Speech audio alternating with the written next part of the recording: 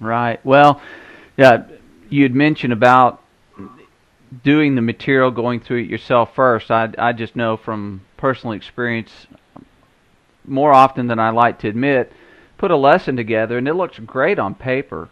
And I get up and preach it, and it's, that didn't quite work the way I had hoped. So, Right. yeah, that's very valuable advice. And the other thing, the questions. When I prepare my own Bible class material, questions are a challenge for me to try Yes. to Yeah. put together. And then my wife will tell me, if she's sitting through my class, when she's preparing it, what did you mean by this? So, just some of your thoughts on the questions. Well, the questions are the hardest part of writing.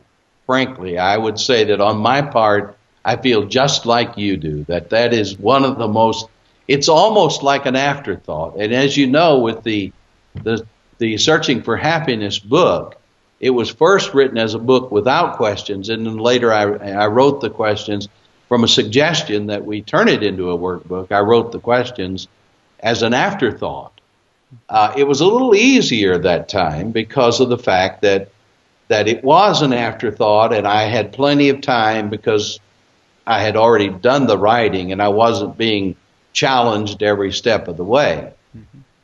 But the questions part, you would, this is the one area where you really need to get a second set of eyes, and you really have to be humble there, because if the questions that you ask, you know what you're asking for, you know what you're looking for, but it may be that nobody else on the top side of the globe does. And that's why you have to be careful, and you've got to make sure that you write in such a way that people can understand what the question is, what you're actually asking for.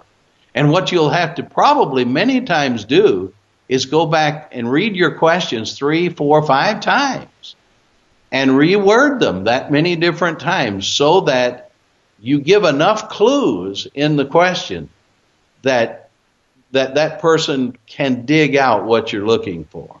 And if it's just a thought question, that's beside the point. You want them, obviously you're trying to guide their thoughts somewhere. Mm-hmm. So the idea here is to give them enough so that they can go where you want them to go.